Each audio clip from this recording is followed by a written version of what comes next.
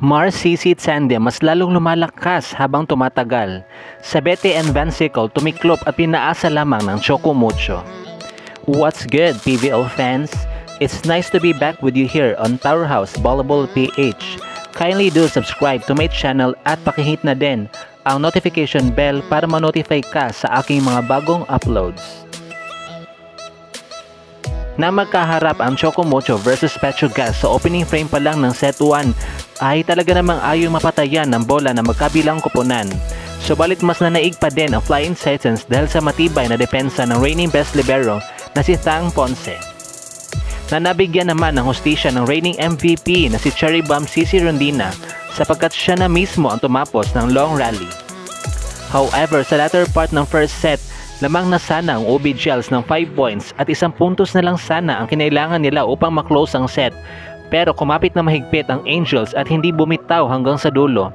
Kaya nakahabol pa ang kanilang score courtesy of Jonas Sabete and Brooke Vancicle, kaya nagawa pa nilang agawin ang set 1 from the Choco Mucho. In set 2, gigil na gigil na bumawi itong Flying Titans na kitang-kita talaga sa kanilang galawan, kaya naman mas lalo nilang pinaigting ang kanilang blocking at ilang beses sinupalpal ang mga front row attackers ng Petrogas.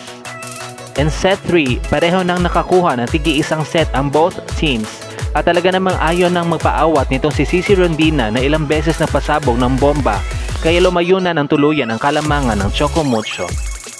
In the early part of set 4, naging mainit ang showdown ng dalawang MVPs na sina CC Rondina and Brooke Vancicle na nagpalitan ng mga maaanghang na palo.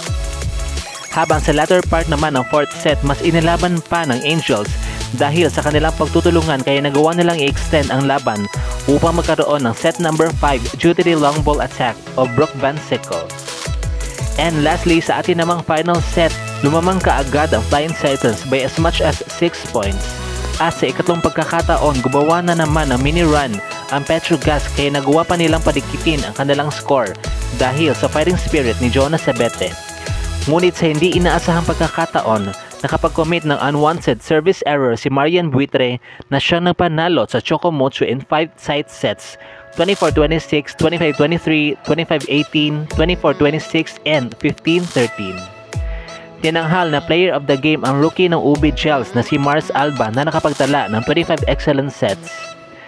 Habang sa panig ng Petrogas Angels, naging top scorer naman nila si Jonas Sabete na nakapuntos ng impressive 29 points. Kasalukuyan na nga may 2 panalo ang Choco Mucho Flying Titans habang ang Petrogas Angels naman ay mayroon ng 1 talo at 1 panalo sa kanilang win-loss record. At dito na nga po nagtatapos ang ating video. Thank you so much for watching. Kindly do subscribe to my channel at pakihit na din ang notification bell para ma-notify ka sa aking mga bagong uploads.